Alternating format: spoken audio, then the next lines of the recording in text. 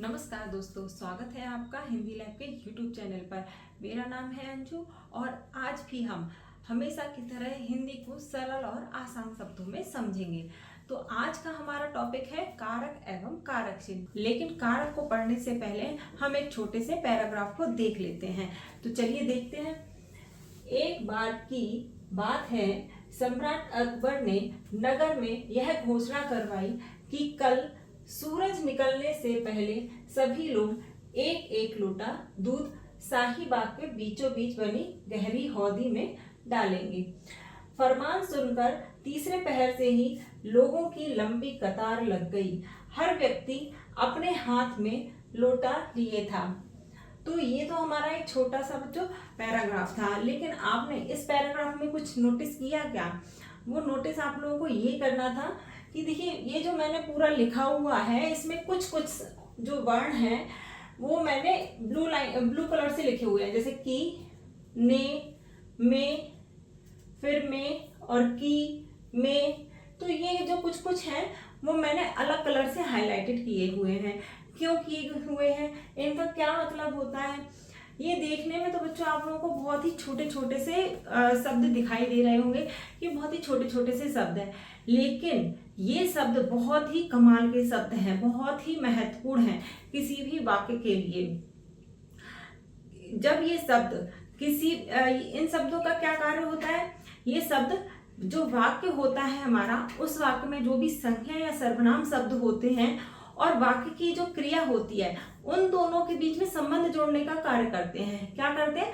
संबंध जोड़ने का कार्य करते हैं। और जब क्रिया और संज्ञा सर्वनाम शब्दों के बीच में एक संबंध जुड़ जाता है तो जो है एक हमारा वाक्य होता है वो एक सहज अर्थ देता है या अर्थपूर्ण बन जाता है। अगर ये सब छोटे छोटे शब्द ना हो, जैसे की, के, मैं, पर, से इत्यादि जो शब्द नहीं होंगे तो हमारे वाक्य का कोई भी अर्थ नहीं निकलेगा। इन शब्दों के जुड़ जाने से ही हमारे वाक्य का एक अर्थ निकलता है या हमारा वाक्य कोई अर्थ हमें देता है।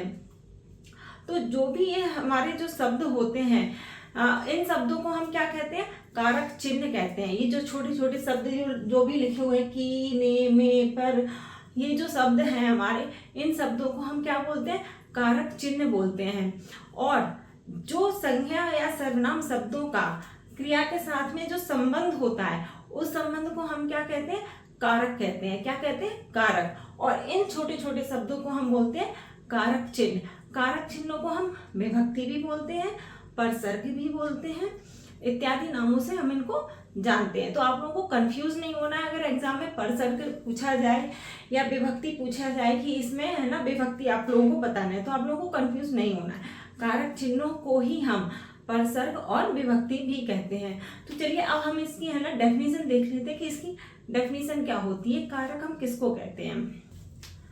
तो हमारे कारक की परिभाषा क्या है और उसकी परिभाषा में क्या बता रही है, क्या कह रही है, चलिए परिभाषा में हम देखते हैं। वाक्य में आए संज्ञा या सर्वनाम शब्दों का क्रिया के साथ जो संबंध होता है उसे कारक कहते हैं। और इस संबंध को जोड़ने के लिए जो शब्द प्रयोग किए जाते हैं उन्हें कारक चिन्ह या परसर्ग या विभक्ति कहा जाता है। तो बच्चों, यही हमने आप लोगों को उस उदाहरण के द्वारा बताया था कि हमारा जो एक वाक्य होता है, उस वाक्य में जो संज्ञा या सर्वनाम शब्द हैं और जो क्रिया है, उन दोनों के बीच में क्या संबंध है, क्या संबंध है और जो संबंध बन रहा है उनको कौन जोड़ रहा है। जो शब्द उन्हें जोड़ रहे हैं उनको हम कारक चिन्ह कह रहे हैं, और उन दोनों के बीच में जो भी संबंध है उस संबंध को हम कारक कहते हैं। और कारक चिन्हों को हम परसर्ग भी कहते हैं, विभक्ति भी कहते हैं। यही सारा कुछ है ना, मैंने उस उदाहरण के द्वारा आप लोगों को बताया था और यही हमारी परिभाषा कह रही है। चलिए हम एक एग्जाम्पल के द्वारा और इसको अच्छे से समझते हैं कि जैसे हमारा एग्जाम्पल है, राम ने रावण को मारा। क्या है? राम ने रावण को मारा। तो इस वाक्य में क्रिया क्या हो रही है? मारना। मारना एक क्या है? क्रिया है। और क्रिया को करने वाले को क्या बोलते हैं? हम कर्ता बोलते हैं। जो भी हमारा क्रिया कर रहा होता है उसे हम क्या बोलते हैं? कर्ता बोलते हैं। अब ये तो मारा तो हमारी क्रिया हो गई, लेकिन अब इस वाक्य में राम और रावण हमारी संज्ञा क्या है, दो संज्ञा दिख रही है हमें, एक राम दिख रहा है, एक हमें रावण दिखाई दे रहा है। तो हम एक एक करके दोनों संज्ञाओं का संबंध देखते हैं कि क्रिया के साथ में क्या संबंध निकल रहा है। तो सबसे पहले हम संज्ञा लेते हैं अपनी राम। राम क्या है, एक हमारी संज्ञा है। अब राम का जो क्रिया है हमारी मारना, उस मारने के साथ में क्या संबंध है। राम कौन है, कर्ता है, कर्ता यानी कि क्रिया करने वाला। राम ने क्रिया करी, क्या क्रिया करी, मारा। तो राम ने जो क्रिया करी है, अब मारा और राम, इन दोनों के बीच में संबंध हमारा क्या बन रहा है, यही संबंध बन रहा है कि राम ने क्रिया करी, यानी कि राम कौन है, कर्ता। तो संबंध क्या हुआ हमारा इन दोनों के बीच में, कर्ता संबंध हुआ। कर्ता यानी कि हमारा क्या बना, कारक बना। इसमें क्या आया, राम ने के लिए क्या आया, हमारा कर्ता कारक आया। और जो हमारा कारक है, कारक के जिस बाद आप देख रहे हो कि ने लगा हुआ है, क्या लगा है, ने। तो ने क्या हो गया, इसका कारक चिन्ह हो गया। जो भी कारक चिन्ह होते हैं वो हमारे शब्दों के बाद ही आते हैं, जस्ट बाद ही आते हैं। तो ये हमारा जो ने है वो क्या हो गया, कर्ता कारक चिन्ह हुआ। क्या हुआ, कर्ता कारक चिन्ह। और राम क्या है, हमारा कर्ता कारक है।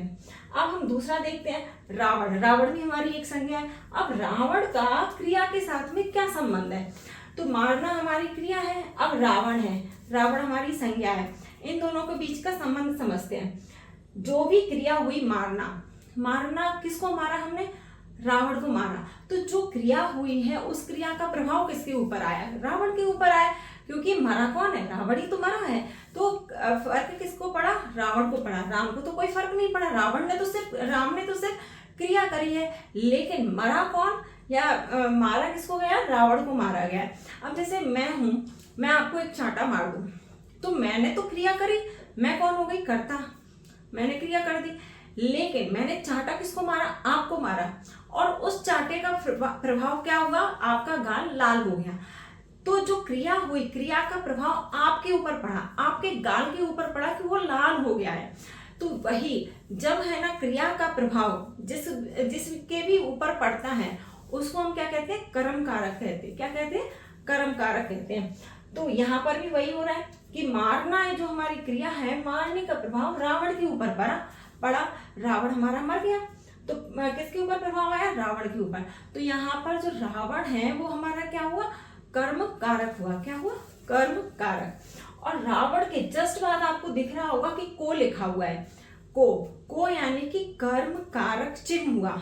ये कर्म कारक का चिन्ह है को। तो ये क्या हुआ, हमारा कर्म कारक चिन्ह। तो इस तरीके से हमें ये दिखाई दिया कि जो भी हमारे ये संज्ञा शब्द हैं उसका क्रिया के साथ में किस प्रकार का संबंध बन रहा है, तो हमने देख लिया। अब इस वाक्य में आपको दो कारक तो दिखाई देगा, एक कर्ता कारक दिख रहा और एक कर्म कारक दिखाई दिया आप लोगों को। तो दो कारक तो आपको दिखाई दे रहा है। इसी तरीके से बच्चों हमारी हिंदी व्याकरण में 8 कारक होते हैं। कितने होते हैं कारक, 8 कारक होते हैं। हम इनको एक एक करके पढ़ेंगे। और अभी आपको एक चीज और देख लीजिए कि जैसे ये हमारा वाक्य है, अगर हम इस वाक्य से ने और को, इन दोनों को अगर हम हटा देते हैं तो हमारा वाक्य क्या बचेगा, राम रावण मारा। तो इस वाक्य का कोई मतलब बन रहा है, कोई अर्थ निकल रहा है, हमें कुछ समझ आ रहा है कि राम रावण मारा क्या मतलब हुआ इसका, कुछ भी हमें समझ नहीं आ रहा। तो इन छोटे छोटे शब्दों का आप महत्व देख रहे हैं बच्चों कि कितना महत्व है, कितने महत्वपूर्ण है ये छोटे छोटे शब्द। जो हमारे कारक चिन्ह हैं वो बहुत ही महत्वपूर्ण है, और इन्हीं चिन्हों की वजह से कोई भी हमारा जो वाक्य होता है वो हमें अर्थ दे पाता है, एक प्रॉपर अर्थ मिलता है हमें, जिससे समझ आता है कि वो वाक्य हमसे या किसी और से क्या कहना चाह रहा है। तो हमें बात समझ में आती है, हम बातों का सही अर्थ या मतलब समझ पाते हैं।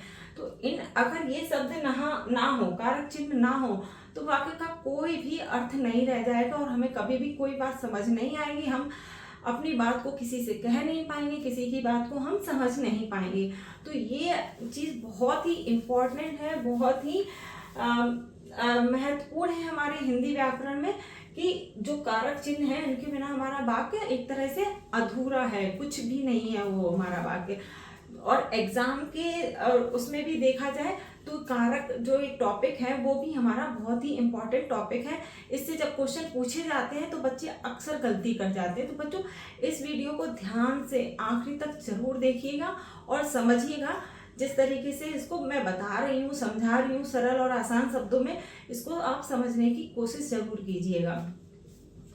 तो अभी मैंने आप लोगों को बताया कि हिंदी व्याकरण में कितने कारक होते हैं, 8 कारक होते हैं। तो चलिए हम एक एक करके सभी कारकों को देख लेते हैं और उनके कारक चिन्हों को भी देखेंगे कि उनके कारक चिन्ह क्या क्या होते हैं।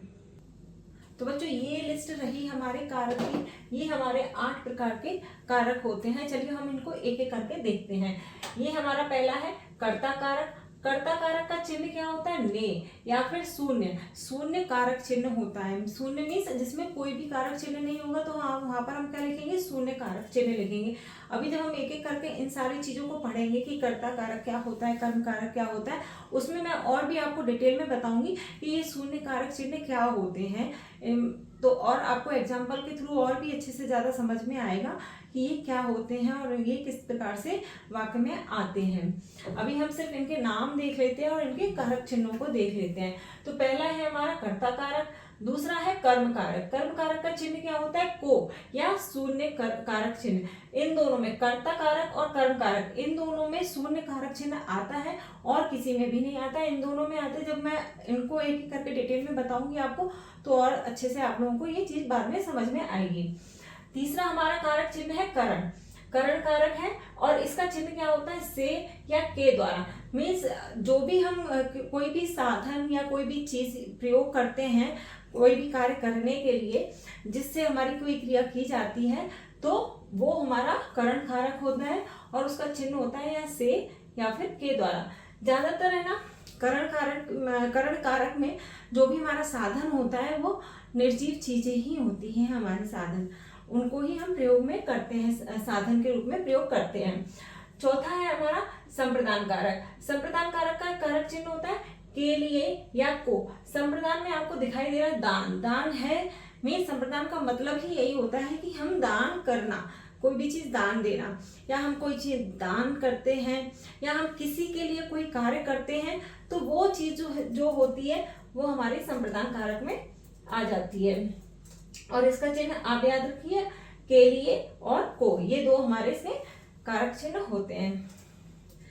नेक्स्ट है हमारा अपादान। अपादान कारक, इसका क्या अर्थ होता है, इसका कारक चिन्ह होता है से। अपादान कारक का मतलब होता है मीन्स अलग होना। जब कोई एक चीज दूसरी चीज से अलग होती है तो वहां पर क्या आता है, अपादान कारक होता है। या फिर डर, दूरी, तुलना, लज्जा, घृणा, प्रेम या सीख, जब इन चीजों की बात हो रही हो या इनका भाव हमें दिखाई दे रहा हो तो वहां पर भी हमारा क्या आता है, अपादान कारक आता है। नेक्स्ट है 6 हमारा संबंध कारक। संबंध कारक में के कारक चिन्ह क्या होते हैं, का, की, के या फिर रा, री, रे।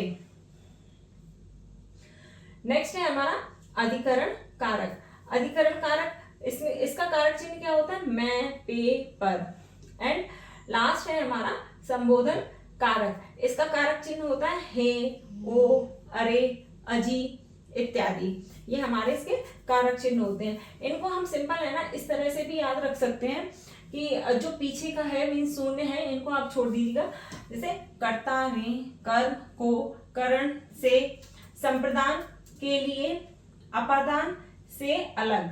अलग इतना याद कर लेना बच्चों, क्योंकि से हमारा यहाँ पर करण कारक में भी आ रहा है और यहाँ पर भी आ रहा है, दोनों में कंफ्यूज ना हो, इसलिए से के साथ में हम अलग याद कर लेंगे। तो अपादान, से, अलग, संबंध, का, की, के, अधिकरण, मैं, पेपर, संबोधन, हे, ओ, अरे। तो इस तरीके से हम ये अपने सारे कारकों को याद कर सकते हैं और साथ में हमारे कारक चिन्ह भी याद हो जाएंगे। तो चलिए अब हम एक एक करके इन कारकों को पढ़ते हैं और समझते हैं कि ये कारक क्या होते हैं, कब मतलब कहाँ पर ये कारक आएंगे, इनके चिन्ह क्या क्या हैं, किस प्रकार हम किसी वाक्य में पहचानेंगे कि ये यहाँ पर ये वाला कारक आया और वहां पर वो वाला कारक आया। तो बच्चों पहला कारक है हमारा कर्ता कारक। कर्ता कारक। अब इसके हमारे जो कारक चिन्ह होते हैं वो होते हैं ने या फिर शून्य कारक चिन्ह या फिर को या के द्वारा। अभी आप इन दोनों को और के द्वारा, इन दोनों को आप छोड़ दीजिएगा। मैं अभी थोड़ी देर में इनको समझाऊंगी तो आपको ज्यादा अच्छे से समझ में आएगा, क्योंकि के द्वारा अभी आप कहेंगे कि आप कर्ता कारक में भी के द्वारा पढ़ा रही हैं, और आपने करण कारक में भी बताया था कि उसमें के द्वारा उसका कारक चिन्ह होता है, तो दोनों में आता है, हम कैसे पहचानेंगे। अभी जब मैं थोड़ा आगे एग्जाम्पल के थ्रू इसको समझाऊंगी तो आपको बहुत अच्छे से क्लियर हो जाएगा कि ये किस में आते हैं। 80% तो हमारा जो भी है कर्ता कारक में वो हमारे ये दो ही कारक चिन्ह आते हैं, एक तो ने आएगा और दूसरा या फिर शून्य कारक चिन्ह आएगा। तो चलिए अभी हम देखते हैं कि कर्ता कारक होता क्या है। कर्ता कारक यानी कि जो भी हमारा वाक्य है उस वाक्य में काम को करने वाला कर्ता कारक होता है, मतलब जो काम को करता है वही हमारा कर्ता कारक है। तो वही देखिए इसमें भी लिखा हुआ है, कर्ता कारक वह है जो वाक्य में कार्य करता है या काम को करता है। जैसे कि रोहित ने गीत गाया, तो अब इस एग्जाम्पल में हमारी क्रिया क्या हो रही है, गीत गाया मीन्स गाना, हमारी एक क्रिया हो रही है कि हम कुछ गीत गा रहे हैं, वो हमारी क्रिया है। लेकिन इस क्रिया को कर कौन रहा है, रोहित। कौन कर रहा है, रोहित कर रहा है। तो हमारा रोहित क्या हुआ, कर्ता कारक हुआ। क्या हुआ, कर्ता कारक हुआ। और इसका जो चिन्ह होता है ने, तो देखिए आप रोहित के आगे ने भी लगा हुआ है, आप चिन्ह को देखकर भी पहचान सकते हैं कि यहाँ पर ने आया है तो ये कर्ता कारक होगा। और लेकिन कभी कभी क्या होता है, जैसे मैंने अभी आपको बताया कि शून्य कारक चिन्ह भी होता है, तो कभी कभी कुछ वाक्यों में हमारा कारक चिन्ह नहीं आता है। जब नहीं आता है तो वहां पर भी हमारा कर्ता कारक होता है, लेकिन जब चिन्ह नहीं आया तो हम कैसे पहचानेंगे। तो सबसे पहले बच्चों सारे ही कारक, कोई सा भी कारक हो, चाहे वो कर्ता कारक हो या करण हो, संबोधन हो, कोई से भी कारक हो, आपको चिन्हों से तो देखना ही है कि चिन्ह आता है तो एक आपको पता चल जाता है कि हाँ ये हमारा ये वाला कारक है। लेकिन चिन्हों के अलावा आपको इनकी परिभाषा पर ज्यादा जाना है, क्योंकि कभी कभी चिन्ह हमारे एक या दो में सेम दिखाई दे रहे हैं, सेम मिलते जुलते हैं चिन्ह किसी किसी कारक में, तो हम कंफ्यूज हो जाते हैं कि ये इसका होगा या इसका होगा। लेकिन अगर आपको इन कारकों की परिभाषा अच्छे से पता है, इनका मतलब पता है कि ये कारक मतलब वाक्य में जो कारक है वो किस कार्य को कर रहा है, या किसी कर्म का प्रभाव किसी क्रिया का प्रभाव उस पर पड़ रहा है, या किसी साधन के द्वारा किया जा रहा है, किसी से अलग हो रहा है। जब हमें इन सभी कारकों की परिभाषा अच्छे से पता होगी तो हम बहुत ही अच्छे से किसी भी वाक्य में कारक को पहचान पाएंगे। तो आपको बच्चों चिन्ह तो याद रखना ही है, लेकिन चिन्हों के साथ साथ आपको इनकी परिभाषा पर अधिक ध्यान देना है, उनको भी बहुत अच्छे से करना है कि कभी अगर दो वाक्य हमारे आ रहे हैं और उनमें हमारे कारक चिन्ह सेम है लेकिन कारक दोनों के अलग है, तो हमें समझ आ जाए कि इसमें कौन सा कारक है और कौन सा कारक नहीं है। तो परिभाषा भी आपको बहुत अच्छे से ध्यान में रखना है या याद रखना है उसको। तो चलिए अब हम अपने वापस से एग्जाम्पल पर चलते हैं कि एग्जाम्पल है रोहित गीत गा रहा है। अब हमारा ये एक एग्जाम्पल है कि गीत गा रहा है। अब इसमें भी क्रिया क्या हो रही है, गाना गाना, कोई गीत गाना हमारी इसमें क्रिया है। अब इस क्रिया को कर कौन रहा है, रोहित। कौन कर रहा है, रोहित। तो रोहित क्या है, हमारा कर्ता कारक है। क्या है, कर्ता कारक। लेकिन अब आप देखेंगे कि रोहित के बाद इसमें ने तो लगा ही नहीं है, कर्ता कारक का हमारा जो चिन्ह है ने वो तो इसमें लगा ही नहीं है। फिर कैसे हो जाएगा, कभी कभी एग्जाम में कंफ्यूज हो जाते हैं कि रोहित तो ने तो इसमें लगा ही नहीं है, फिर ये कर्ता कारक होगा कि नहीं होगा, होगा तो क्यों होगा, नहीं होगा तो क्यों होगा। तो आज आप इसको बहुत अच्छे से समझ लीजिए कि इसमें अगर ने कारक चिन्ह नहीं आया है तो कोई बात नहीं, लेकिन हमारी परिभाषा के अनुसार इसमें रोहित क्या है, कर्ता कारक है। और इसमें जब ने चिन्ह नहीं आया तो यहाँ पर क्या हुआ, शून्य कारक चिन्ह हुआ। हमारे दो ही कारक ऐसे हैं, एक कर्ता कारक और एक कर्म कारक। इन दोनों में शून्य कारक चिन्ह आ जाता है, मीन्स हमारा इनकी जो चिन्ह है ने या फिर को, इसके अलावा शून्य भी है तो वो शून्य भी आ जाता है। कभी कभी हमारे ये भी चिन्ह आ जाते हैं, दोनों ही होते हैं, दोनों ही हमारे सही होते हैं। और तो अब यहाँ पर हमारा ने कारक चिन्ह नहीं आ रहा है, लेकिन कर्ता कारक तो है। तो यहाँ पर कारक अगर हमें इस वाक्य में कोई पूछेगा तो कारक क्या है, हमारा कर्ता कारक है। और जब कारक चिन्ह के बारे में पूछेगा कि इस वाक्य में कारक चिन्ह क्या है, तो हम आंसर लगाएंगे कि शून्य कारक चिन्ह है। क्या है बच्चों, इसमें शून्य कारक चिन्ह है। और जबकि यहाँ पर हमारा कारक चिन्ह क्या है, ने है, और कारक क्या है, कारक वही हमारा कर्ता कारक है। इसी तरीके से एक और एग्जांपल है, रोहित गीत गाएगा।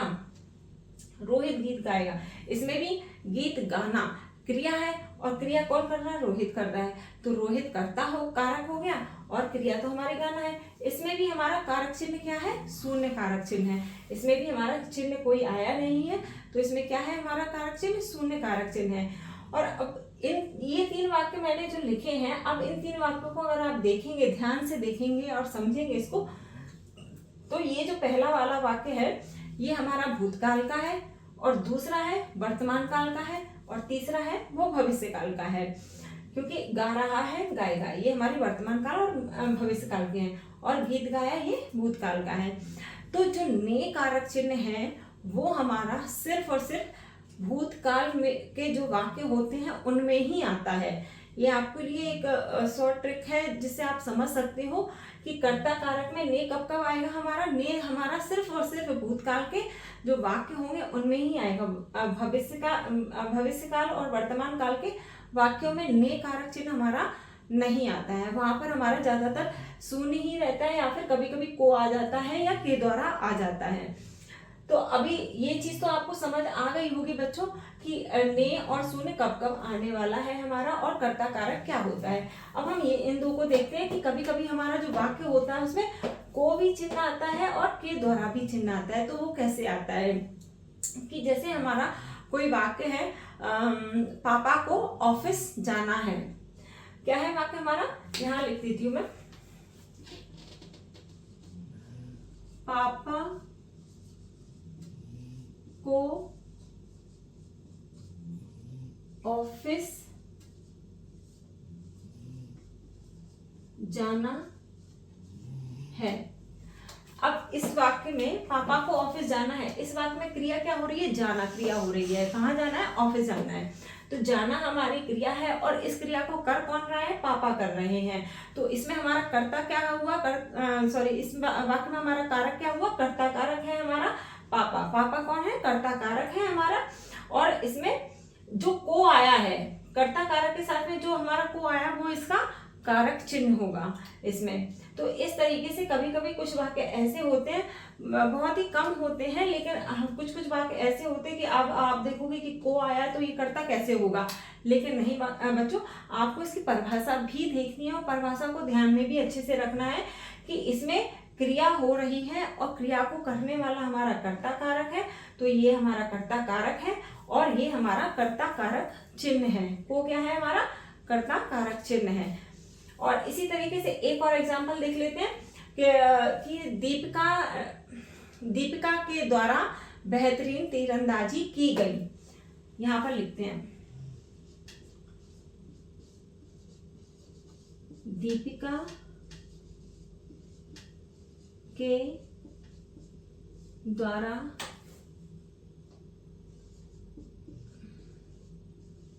बेहतरीन तीरंदाजी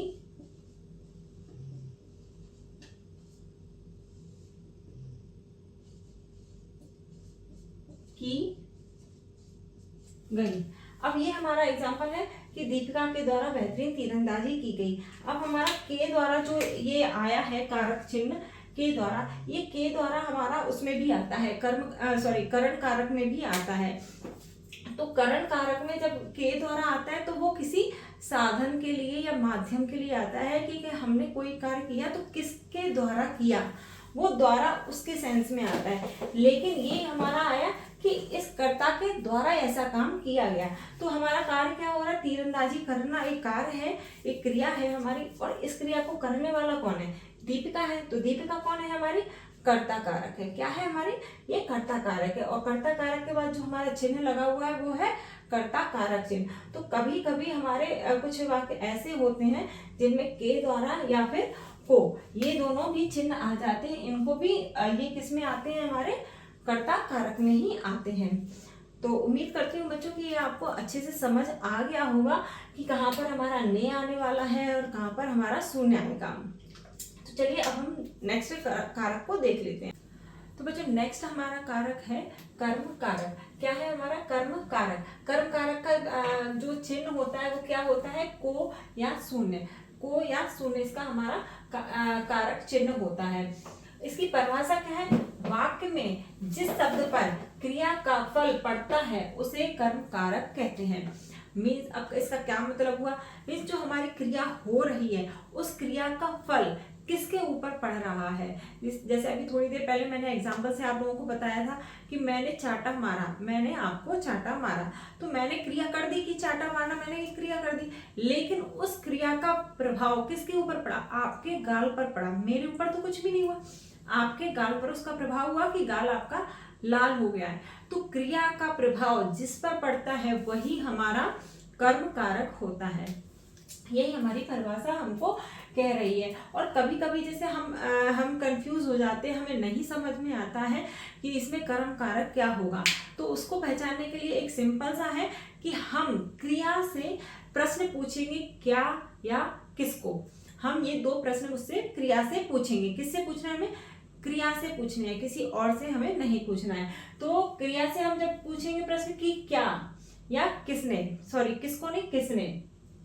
जैसे हमारा एग्जाम्पल देख लेते हैं, सौरभ ने खेल प्रतियोगिता जीती।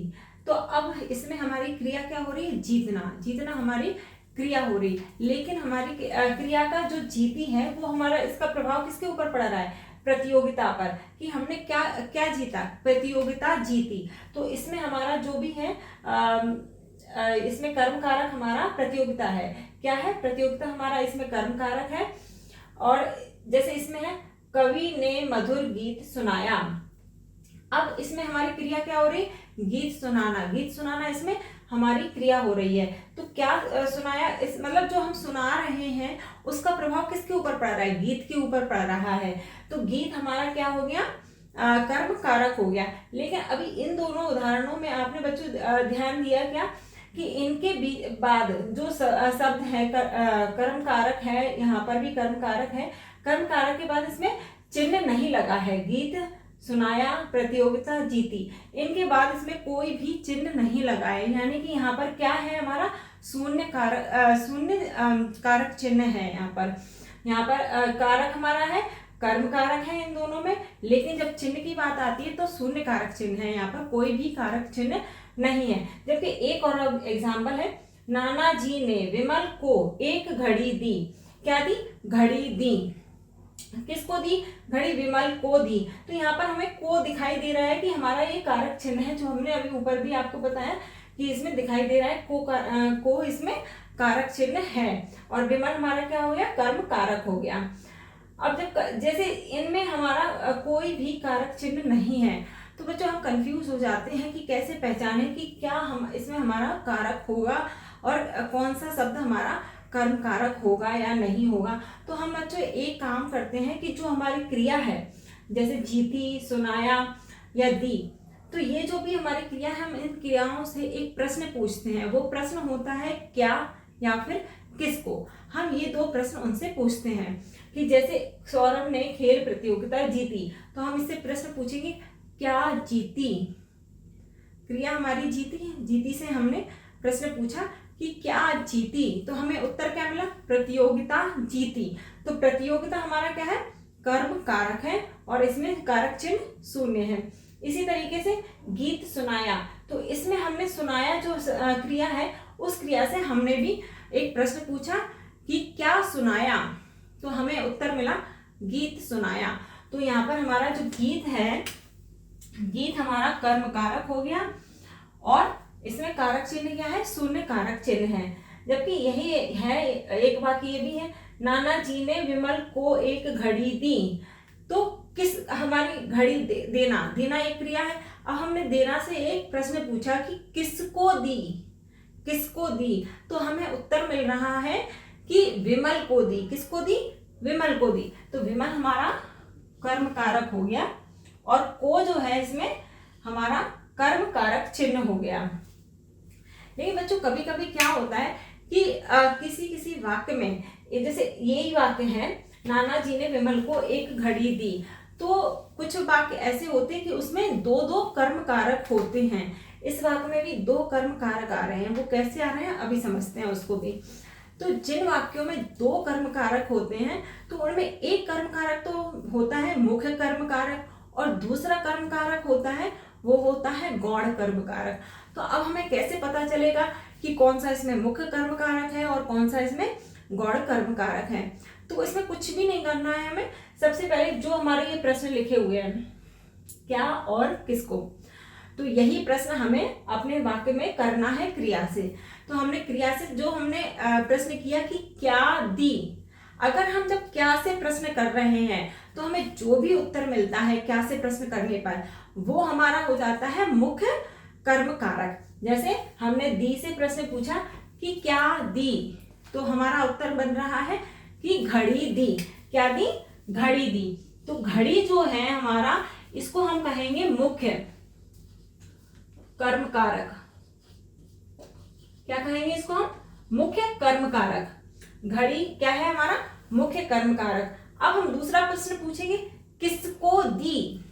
हमने क्या प्रश्न किया? किसको दी। तो आंसर क्या मिल रहा है हमें? विमल को दी। किसको दी हमने?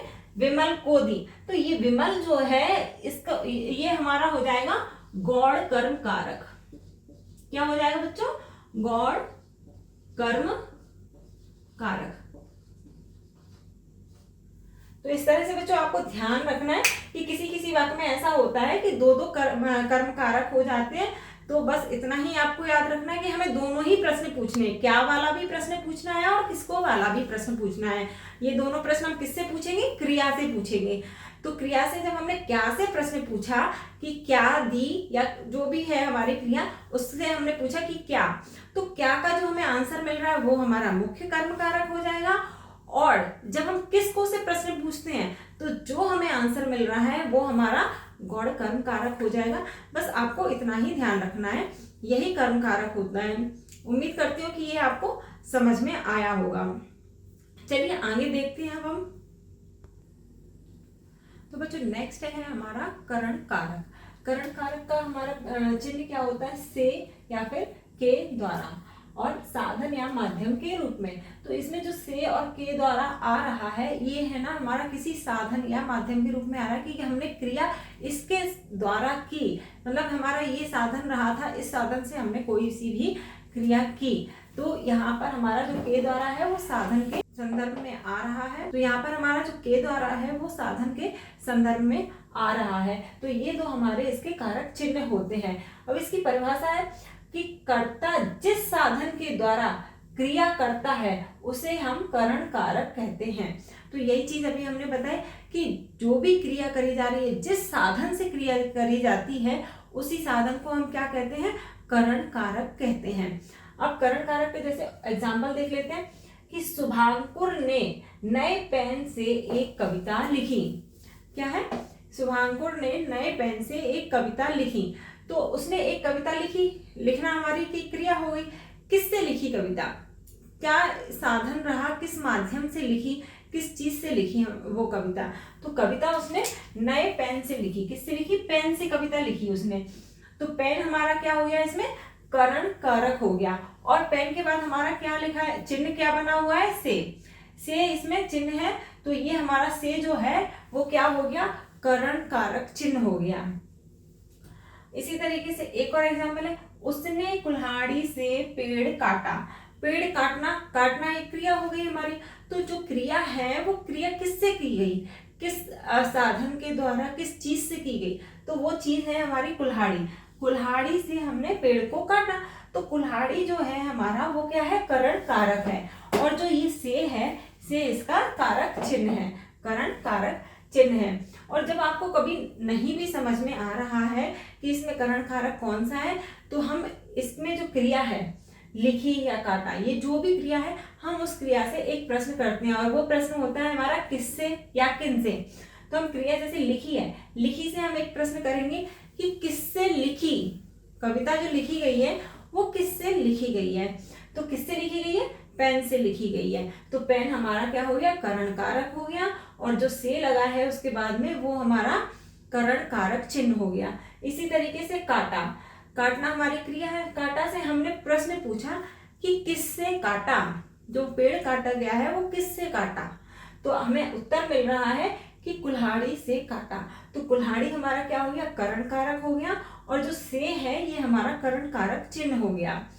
लेकिन कभी कभी बच्चों क्या होता है करण कारक में कि जब अंग भंग की बात हो, मीन्स जिसमें हमारे अंग पूरे ना हो, मीन्स हम अपाहिज हों या विकलांग हों, कुछ भी हमारे अंग थोड़े से कुछ भंग हो या छत विक्षत हो, इस तरीके की बात हो रही हो, या फिर समानता की बात हो रही है, तो इन वाक्यों में भी करण कारक ही आता है। जैसे वह पैरों से लंगड़ा है, मीन्स उसके पैर खराब है, वो पैरों से विकलांग है, अंग भंग की बात हुई इसमें, तो पैरों से, अब इसमें से आया है तो यहाँ पर क्या आएगा, करण कारक आएगा। किससे लंगड़ा है, पैरों से लंगड़ा है। हम पूछ भी सकते हैं, प्रश्न पूछ सकते हैं कि किससे लंगड़ा है, पैरों से लंगड़ा है, तो यहाँ पर जो पैरों शब्द है ये हमारा करण कारक हो गया और से इसका कारक चिन्ह हो गया। इसी तरीके से नेत्र कमल से हैं, अब कैसे है नेत्र, कमल से है, यहाँ पर हमने समानता करी है। नेत्र की समानता किससे कर रहे हैं, हम कमल से कर रहे हैं कि हमारे जो नेत्र हैं, नयन है, वो हमारे कमल के समान है, सुंदर है, जितना कमल सुंदर होता है उसी के समान हमारे नेत्र हैं। तो यहाँ पर हम नेत्र की तुलना, समानता किससे कर रहे हैं, कमल से कर रहे हैं। तो यहाँ पर हमारा जो कमल है वो क्या हो गया, करण कारक हो गया, और जो से है ये हमारा कारक चिन्ह हो गया। तो बच्चों ये चीज आपको याद रखनी है कि करण कारक में अंग भंग और समानता के बारे में भी बात होती है। नेक्स्ट है हमारा संप्रदान कारक। तो संप्रदान कारक जो है इसका चिन्ह क्या होता है, के लिए या फिर को। अब जो ब्रैकेट में मैंने लिखे हैं हेतु, के वास्ते, ये है ना जो के लिए के ही समानार्थी शब्द होते हैं, कि कभी कभी के लिए की जगह हम है ना के वास्ते शब्द प्रयोग कर देते हैं, हेतु पे शब्द प्रयोग कर देते हैं, तो ये भी इसी के कारक चिन्ह ही होंगे संप्रदान कारक के लिए या फिर के वास्ते या हेतु लगा हुआ होगा उसमें।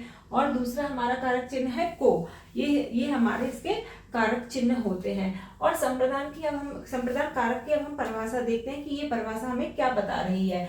तो परिभाषा कहती है कि कर्ता जिसके लिए कुछ कार्य करता है या जिसे कुछ देता है उसे संप्रदान कारक कहते हैं।